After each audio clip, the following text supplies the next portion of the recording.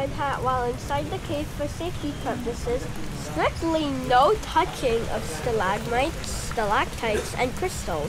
No destroying of rock formation. No littering or vandalism. No drinking hard liquor or beer. No loitering. Smoking is strictly prohibited inside the cave.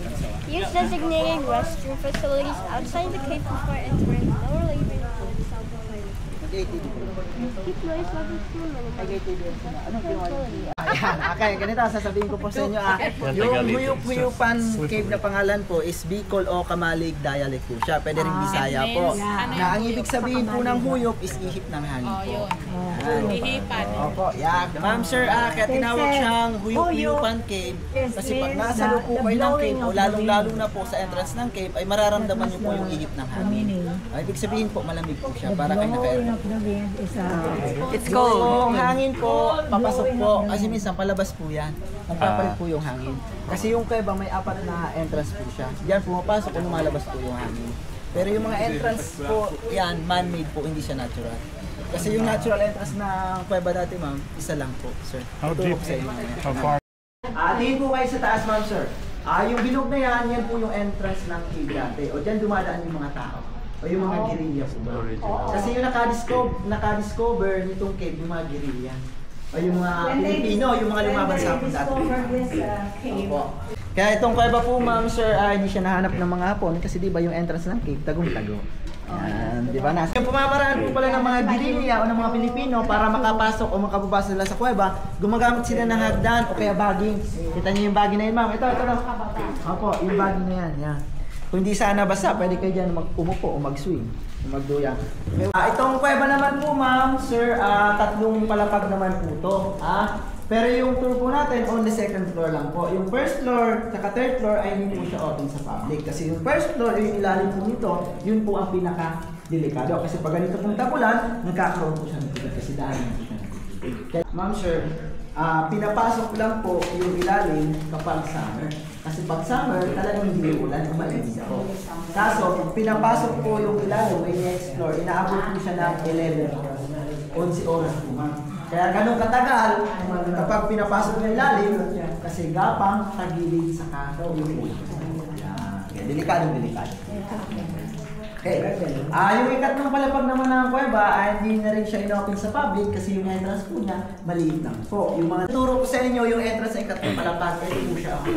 Ito po ma'am, malaki pa po siya. Pag nandun na kayo sa dulo kasi papasok po yan, ang liit na po niyan. Kaya yung nakakapasok o nakakasya po niyan, mga bata lang. Kung ma'am sir, mararamdaman nyo na yung huyop, di ba? Ihip ng hangin. Malamig po para kayo naka-aircon. Okay. Ma'am sir, itong gitna naman po ng kuweba, inopen to sa public September 21, 1972 naman o declaration po ng March. Para alam niyo po. Kaya dito tingin kayo sa likod niyo tapos dito sa taas dito. Ito. Yung matutulis na yan o yung pumapatak po ng tubig, yan naman po yung tinatawag na stalactite. Stalactite stand for ceiling. Ibig sabihin, nasa taas po siya. Pababa po yung pagtubo niya. Nagpo-pour po o tumutubo po siya dahil sa minerals o yung tubig o yung bakas ng calcite na naiiwan sa dulo ng limestone po. Yung tubig naman po, galing na po yan sa ulan o kaya sa mga ugat ng puno kasi maraming puno sa taas. Pwede nga po siyang inumin kasi mineral, saka malinis po yan kasi napipilter po siya ng limestone o ng bato. Pero ma'am, sir, hindi po namin nire-recommend lang inumin. Baka kasi pag ininom nyo, iba yung mainom nyo. Alam nyo pa na, yung ihi pala ng bats. Yeah. Kaya ganito ma'am, sir, pag titingin sa taas, tiko o sarado lang po yung When you look up, pag nakashoot yung ihi o pupo nila sa bibig nyo, promise hindi nyo magugustuhan yung lasa. Okay. Mapapa, holy shit kayo. Okay. It might be the bats pee or the tayo dito.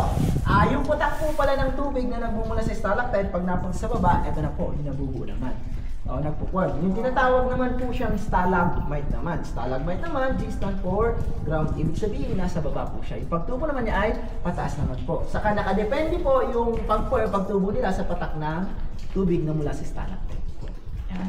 Kaya hindi pare-pares po yung size nila. Tapos itong stalagmite po is calcite deposit kasi dito nadi-deposit yung calcite o naiipon. Okay. Opo. Sa tagal nga po ng panahon, yung stalagmite tapos stalactite, magdudugtong po yan. Opo, magtatagpo. Katulad po nito, ma'am. Nagdugtong na po sila. Nagpang-abot na yan. Iba na po ang tawag. Column. Yan, tama ka, ma'am. Column o kaya sa nagiging poste ng kuweba. Yung iba sinasabi pilar. Ay, hindi po. Iba yung pilar. Yung pilar kasi haligi. Yan yung pilar. Ito. Yan yung pilar po. O yan, haligi po sa Tagalog. Yan po sa taas. Di po yung bibig kasi nasa taas po yung mga bats. Ayun po. Opo. Tama kayo, ma'am. Paniki o kaya kulalap din po ang tawag dyan. Yan yung tinatawag na insect bat po. Kasi puro insekto lang po ang kinakain niyan. Opo. O, sa Bisaya, papnik o kaya kulalap din ang tawag dyan. Dito sa amin sa Bicol, paniki. Sa Tagalog po, paniki naman. Okay. Sa dulo, ma'am, sir, may hagdan. Sa katulay na parte na dadaanan tayo is man-made na po yan, hindi natural. Ginawa po yan 1970 po. Kasi po yung paa po niya. Dito po siya nakaharap po. Yung nag-form po niya yung minerals o yung bakas ng calcite na naiiwan sa dulo na sa limestone po. Yan. Tapos, yung kuan po, yan yung tinatawag na flowstone. Yan. Tapos ito sa baba, flowstone po ang tawag dyan. Ito pa, ma'am. Sir, ito, flowstone. Kaya tinawag po siyang flowstone kasi malakas po yung agos ng tubig po. Okay. Tingin po sa taas makikita niyo may tatlong butas. Yan po is natural naman. Alon po yung may gawa niya kasi pag hinahampas po siya hanggang sa nabubutas o tubig po. Kasi itong kuweba daw po, ma'am, sir, noong unang panahon ay nasa ilalim po ng tubig o dagat po to. O mangat lang po itong lupa dahil sa paggalaw ng tectonic plate. Kaya gumagalaw yung tectonic plate o umangat yung lupa dahil sa mga volcanic eruption o kaya pag lindol po. Yan. Diyan sa tatlong butas na yan, may mga bats po. Ito, dito, tingin po kayo. Ito, tingin, yung malalaki, yung kulay brown naman na bats, yan po yung tinatawag na kutsura. Kaya tinawag siyang fruit bat, puro fruits naman po ang kinakain yan. O tinatawag po siyang kabag, kabog, o dito sa Bicol, ang tawag dyan, kalabidong. Kalabidong po. Opo. Kalabidong. Opo. Yung mga Pilipino, yung mga girilang nagtago po dito sa kuweba, yung mga kalabidong o fruit bat, kinakain po nila yan kasi malinis po. Pero ngayon po, ma'am, sir, pinagbawal ng ulihin. Isang linya lang, one line lang, one line. Okay, sige po. Dito kayo sa kanan dada. One line. Makakahawa kayo, pag na-address kayo, makakahawa kayo. One line. You be careful, ha? One line lang daw. Sige po. Go. Follow, ate. Sige, dahan-dahan po. Sige, ma'am, dahan-dahan. Sir. Pahinga tayo dito kasi dito masarap magpahinga kasi dito tumatagos na lumalabas po yung Raul Elias.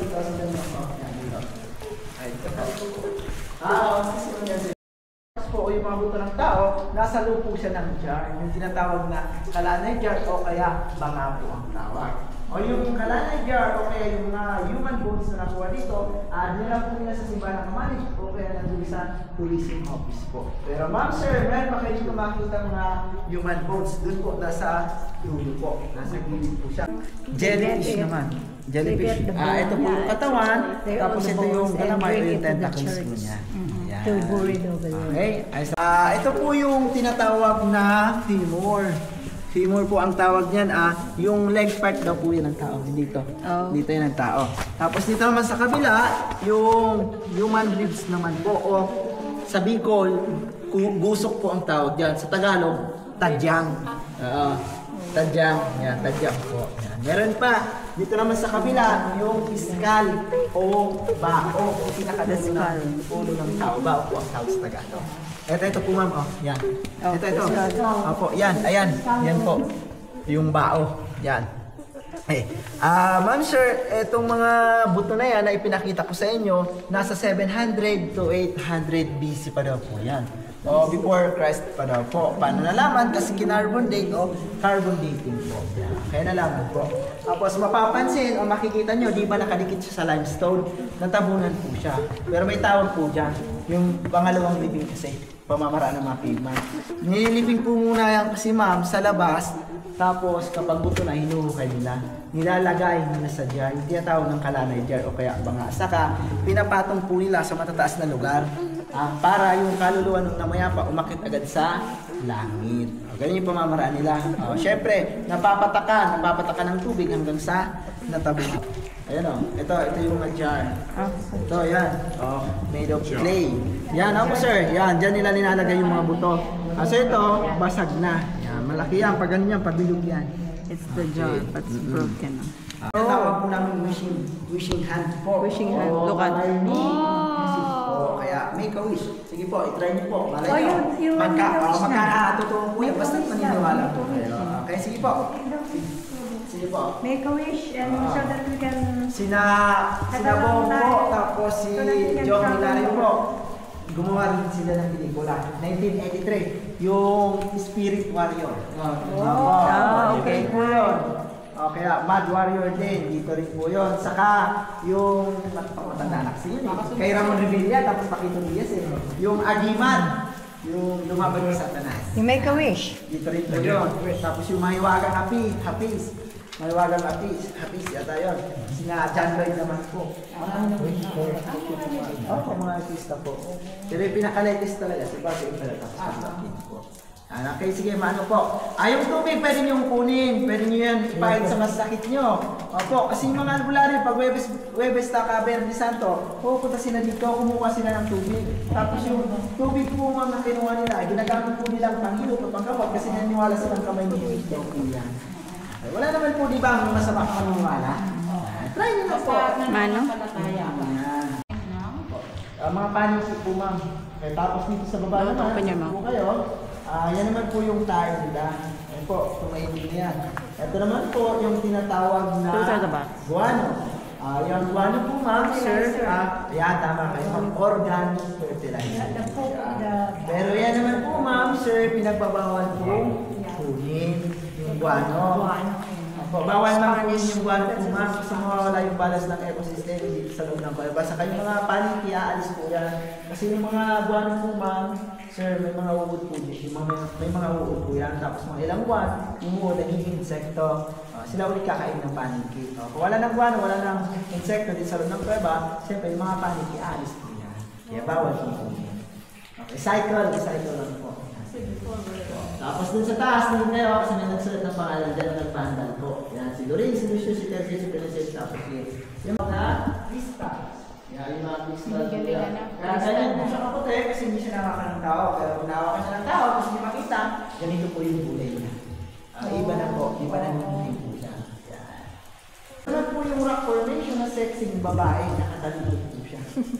Ito po yung buho, balikat, balakang, tapos yung sexing babae. Siyempre kapag may sexy babae, may lalaki naman po. Ayun po, nasa taas po siya nakasali po nakabili. Nasaan si lalaki? At yung ulo, katawan, tapos yung dalawang niya. At tinatawag po namin po stars, ha? Saka si Jane naman. Yan, okay. Nagbabago po pala si Tarzan. Papasikat kay Jane. Kaso si Jane tumalikod. Kawawa naman si Tarzan. Okay, doon sa baba, yung babae. Doon sa baba, tingin niya tayo daan kanina siya. Yan ako. Tapos magtatapos yung tour natin, doon tayo lalabas sa part of okay. Sir, magre-reflect po siya dahil sa sikat ng araw dun sa third opening. Tinatawag po siyang luminous o parang si Mama Mary po. Ito yung ulo, katawan, kamay, tapos yung paa niya. Ayan po, oh. Sir, ito sa platform na to, o yung momento na to, handmade po ito. Ginawa po ito 1972. Ito po yung tinatawag ng dance floor. Kasi nung March na tayo po, ma'am, sir, ito po ba, ginawa po nilang sayawan, sila na disco. Opo, ma'am, sir, ng disco, sumasayaw. Kaya sa Bicol, ang tawag, baile po, ma'am. Baile po. Yan. Kasi nung March na tayo po, ma'am, sir, di ba bawal sumayo ng ating gabi noon? Kasi may curfew. Liam dance. Liam dance.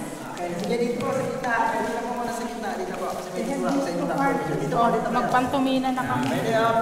Pantumina yan. Yung talaga yung puso dati. Yung pag-ganon po ba mo? Puso pa po. Sa bante. Diba? Ganon yan. May mga puso din po yung puso. Okay. Ako po.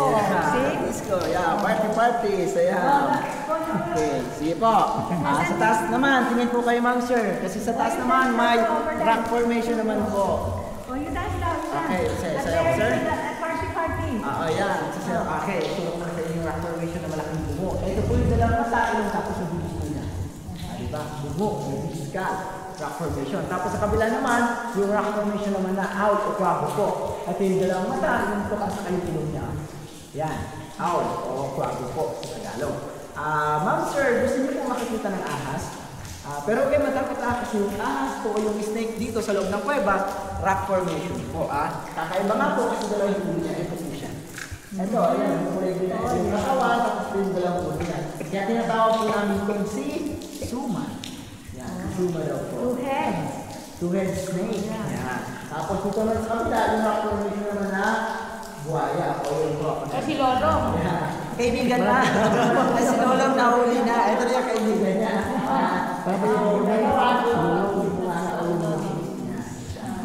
Okay. Dito sa baba, tingnan naman po kayo.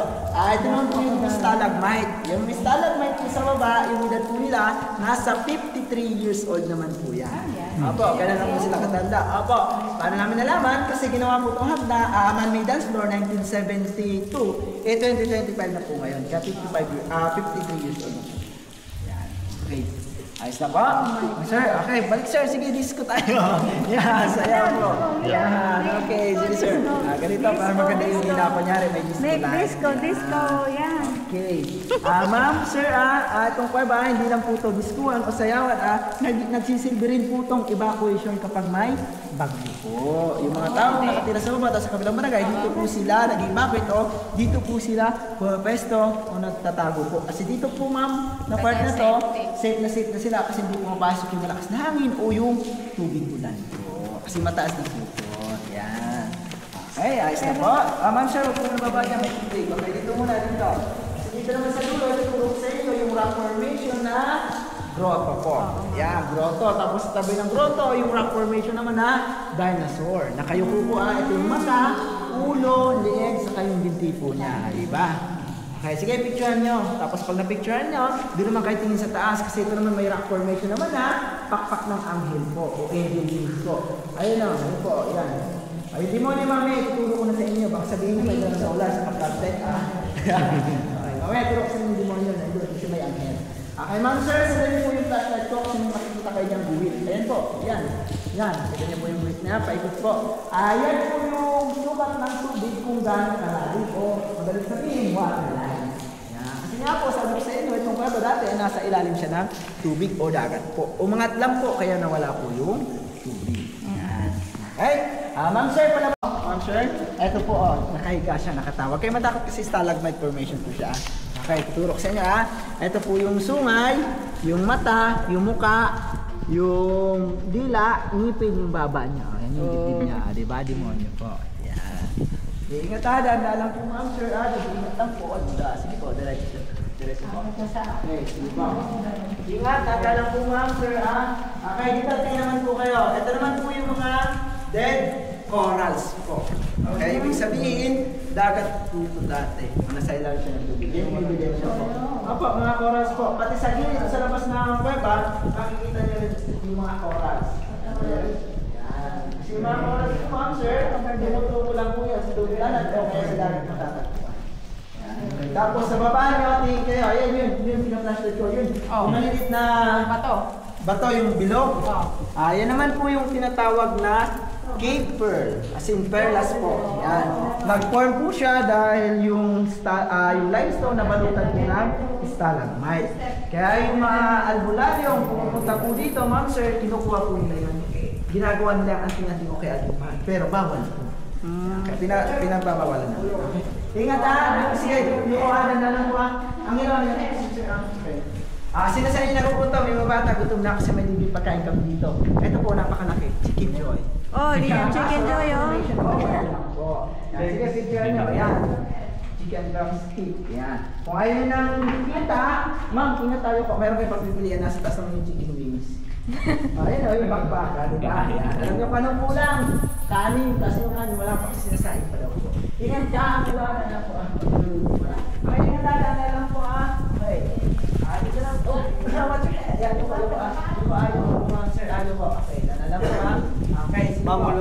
Ingat po ma'am Okay, dito tingin po kayo. Ma'am sir, ito naman po yung tinatawag na drapery o kaya dog tooth kasi parang ngipin siya ng aso. Pero stalactite pa rin po yan. Tapos sa baba, tingin kayo, ayun napubuo naman yung tinatawag na rimstone o kaya cake pool kasi lumalaki po yan. Opo, yan. Pero may formation siya, alam mo ano? Hagdan pala yan. Di ba? Oh, yeah. Yan. Okay, sige guys, na po ma'am sir. Sige po, diretso tayo. Tama ka na, mais. We're gonna go there next time. Okay, sige dito. Ingat handa lang po Ingat lang po. Ingat po dyan ma'am sir Madulas po Oops. Handa lang po. Okay, nakalabas na tayo ng cave. Okay, gusto niyo makita niyo ngayon? Ayan po siya. Nagpakita po siya. Ayan. Ayan po. Yan po yung mayon. As in baba, o sa kabilang side, hindi siya nakikita kasi natatakpan po siya ng ulas. Mas makikita niyo dun sa dulo, di ba yung may apat na tower? Sa baba po niyan, may pasyalan. Yung tinatawag naman po siyang Kitwinan Ranch. Diyan sa Kitwinan Ranch po, ma'am sir, diyan nagtago po yung mga hapon kasi may Japanese tunnel po yan. Kalayan niyo magharap lang po yung hapon. Ito yung mga Pilipino, yung mga Gininglian, hindi sila nagkita-kita. Kasi nga po, itong mga dinaanan nating entrance dati is wala pa o close pa po ito. Sarado pa. Kasi yung entrance ng cave dati, o ng kuweba, yung tinuro ko po sa inyo sa taas. Kaya hindi siya nahanap ng mga hapon. Okay, dito sir yung daan na. Dito. Yan. Ingat, daan lang po ma'am sir, kada entrance po pala ng kuweba, yung lupa sa labas, iba-iba po nagmamayari kasi private po siya. Opo, itong port opening po, yung lupa sa labas, nagmamayari po nito ay Nailan family po. Yung second sa third opening ng cave, yung nagmamayari naman po ng lupa noon ay si Guerrero family. Tapos yung first opening naman o yung entrance ng cave, na nagmamayari ng lupa sa labas, yung Nieva family. Kaya natin po sila sa tatlong pamilya po. Yun po yun. Ay, diba? Yung nagmamanis ng cave, yun na rin po yung may-ari ng lupa sa labas. Kaya parang private na po. Okay, ito ulit po yung mga corals, ma'am sir. Para maniwala kayo. Dagat natin talaga. Yan, yan. Dead corals. Pag nag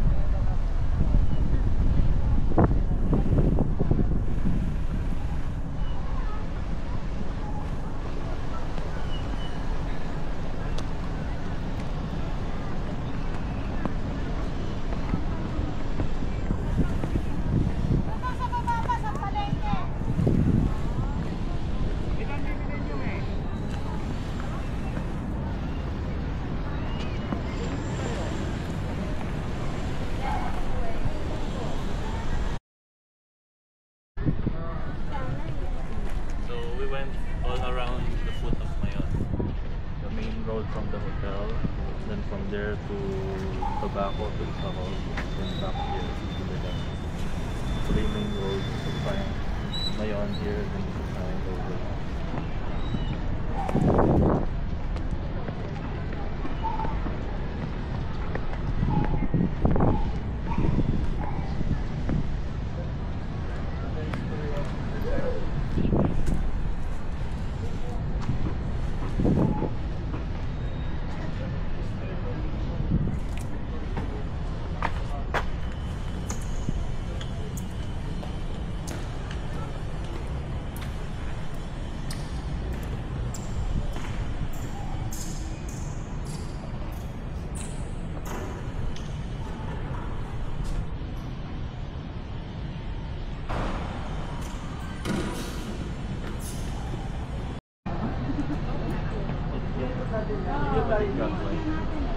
Nasa Tabaco pa kanina. Nasa numero. Anong tawag doon yung Mayon 360? Parang yung mga tourist spot dito. The smoke on the lower part.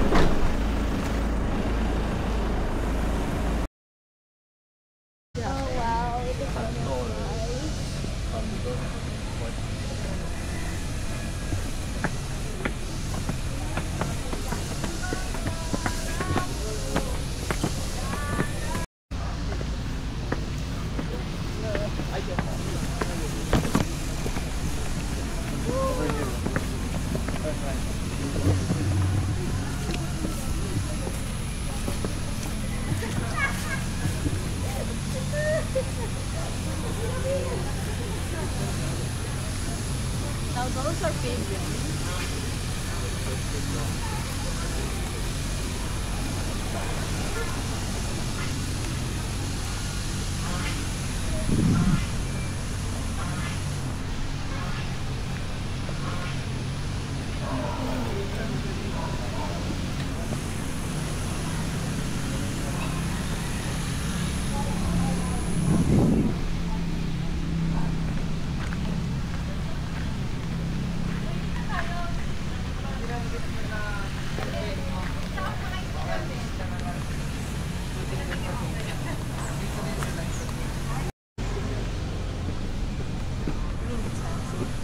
Oh, there's a cow.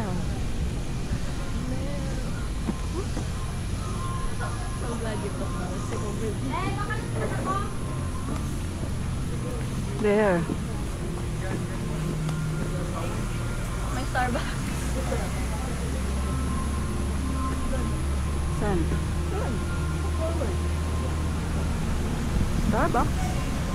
Oh, there. Oh. There's Starbucks. May Starbucks.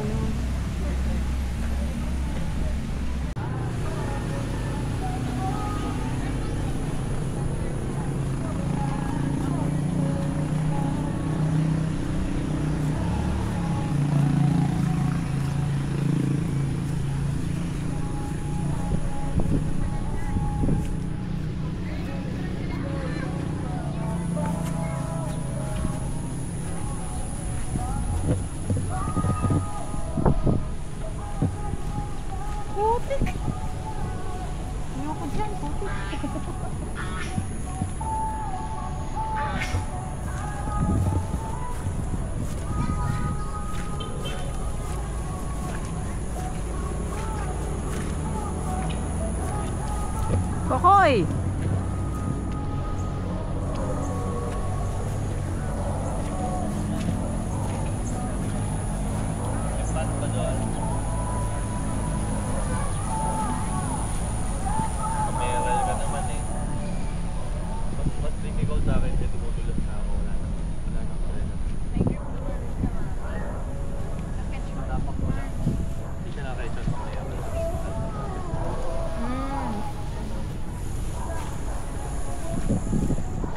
Umulas na ako, mami. Kasi hindi ako napaupo. Tatawa nung baka.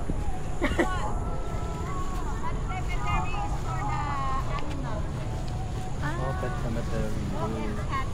If you see a movie, you're gonna be scared. May daanan pala eh. May daanan naman pala. Bumalik. Dumudulas eh.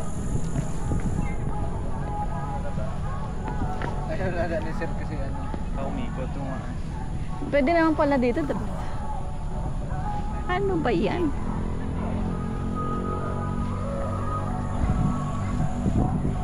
Stop wiki ko na.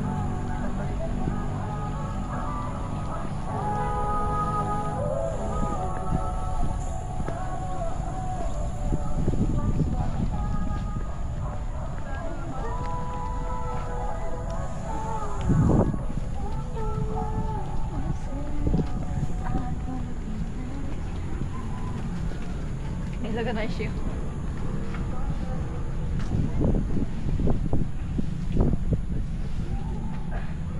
Oh wow. No more grip.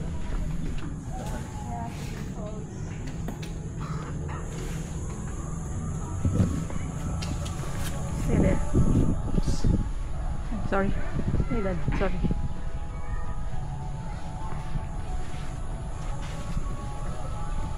Ayan. Ayan, liok-lok. Going up sa windmill. Come on. Ayan na.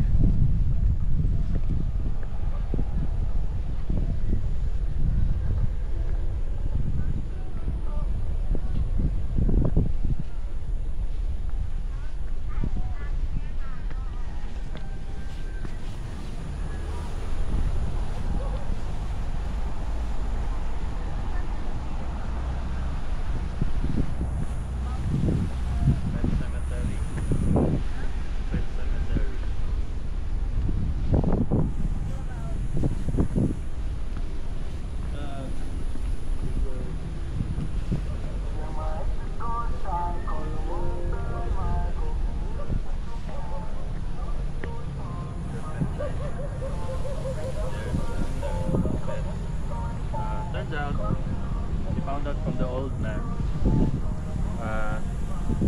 they're not go there, don't go there, something like that. Turns out,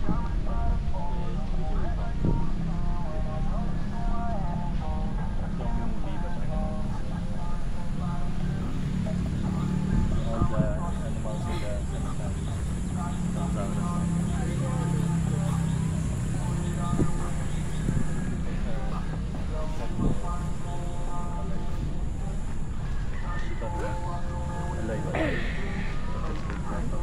Oo nga, totoong, oh, it's a water pump. It's not a generator, it's a water pump. This one. Wala yun. Dun oh.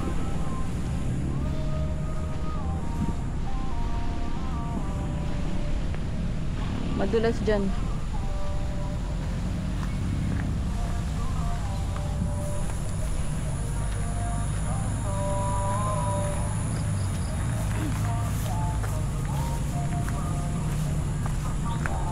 Occupied. May mga naka-angle. So, Careful, Nicole. I'm awake now. I'm awake.